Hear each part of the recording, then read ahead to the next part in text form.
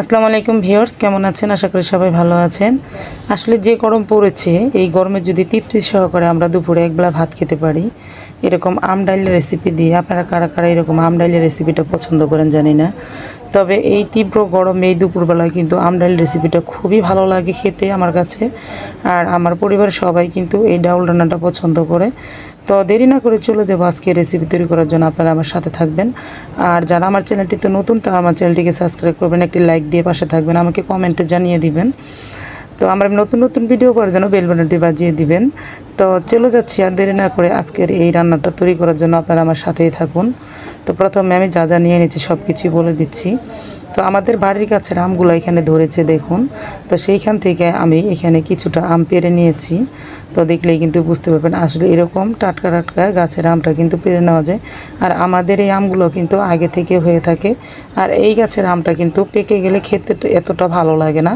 তো তার জন্য আমরা এই গাছের আমগুলোকে এরকম ডাল রান্না করি, ভর্তা করি, আচার তৈরি করি, বিভিন্নভাবে কিন্তু এই আমটাকে খেয়ে থাকি।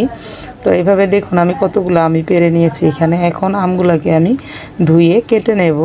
তো প্রথমে আমি এখানে ধুয়ে নিয়েছি, এখন কেটে নিচ্ছি, দু ফালটা করে কেটে নেব। বেশি যদি কেটে নেই তাহলে কিন্তু টক হয়ে যাবে, আর এত টক কিন্তু ডাউলটা খাওয়া যাবে না। এর জন্য আমি জাস্ট মাঝখান দিয়ে দুটি করে ফাটা দিয়ে দিব, একটি করে। আর এখানে নিয়ে নিচ্ছি এখন আমি 100 গ্রামের মতন মুসুরি ডাউল। আর ডাউলগুলো এই পরিমাণে নেব, এর থেকে বেশি নেব না। আর এখানে আমি পানি দিয়ে 10 মিনিটের মতন ভিজিয়ে রাখবো, তারপর ধুয়ে নেব। এভাবে ধুয়ে নিলে ডাউলটা কিন্তু কালো হওয়ার সম্ভাবনা থাকে না। 10 মিনিট ভিজিয়ে রেখে এই ডাউলটাকে ধুয়ে নিলে, আর এই ডাউলটার মাঝখান থেকে কিন্তু একটি কালো কালো একটা অংশ কিন্তু উঠে যায়।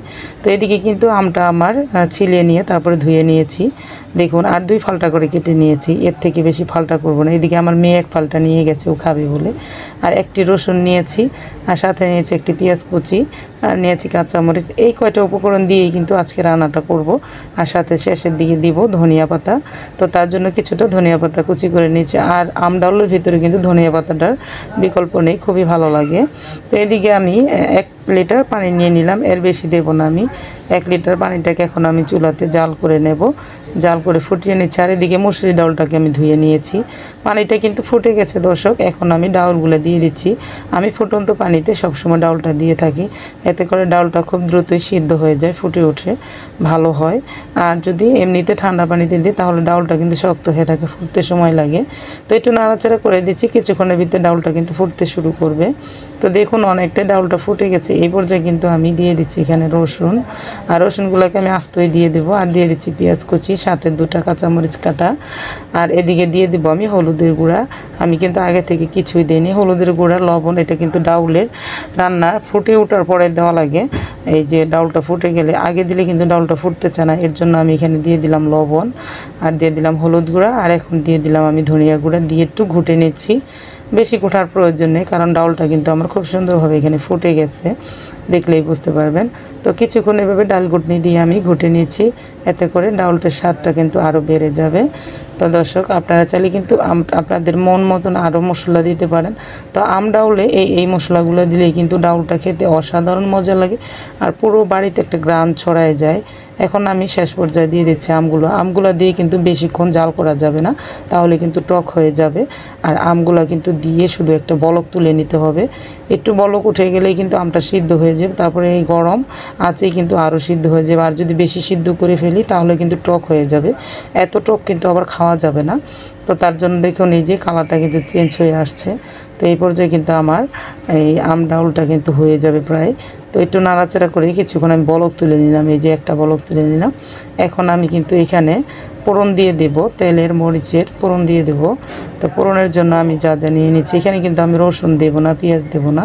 শেষের দিকে আমি কাঁচামরিচ দিয়ে দিলাম। এই কাঁচামরিচগুলো ডাউলে সবুজ সবুজ থাকলে কিন্তু ভালো লাগে দেখতে, আর খেতেও ভালো লাগে, কামড়ে ভাতের সাথে খাওয়া যায়।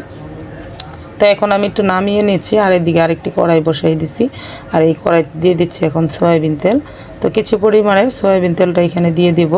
তারপর আমি ভালো করে আগে কড়াইটাকে গরম করে নিচ্ছি, আর কিছু পরিমাণে সয়াবিন তেলটা দিয়ে দিলাম। তারপরে এখানে দিয়ে দিলাম 3টা শুকনা মরিচ। এই শুকনা মরিচটা কিন্তু আমার আম ডাউলের ভিতরে আরও সুন্দর একটি গ্রান নিয়ে আসবে। এর জন্য আপনাদের ভালো লাগলে দিবেন, না লাগলে দিবেন না, সমস্যা নেই। শুকনা মরিচটা দিলে একটু সুন্দর একটি গ্রান আসে। আর এদিকে আমি দিয়ে দিচ্ছি কিছুটা পরিমাণের 5 ফোড়ন। আর এই ফোড়নগুলো দিয়ে কিন্তু ডাইলের ফোড়নটা আমি দিয়ে দেব। তো আর এখানে আর কিছুই দিব না, এটি যথেষ্ট। টক ডাউলের জন্য কিন্তু এই ফোড়নটা খুবই দরকার, আপনারা খেয়াল করবেন।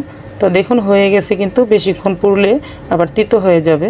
তো এখন আমি কিন্তু ফোড়নটা দিয়ে দিচ্ছি ডাউলের ভিতরে, একটু দ্রুতই আবার একটু ওই কড়াই দিয়ে একটু ঢেকে দিচ্ছি যাতে করে গ্রানটা উড়ে না যায়।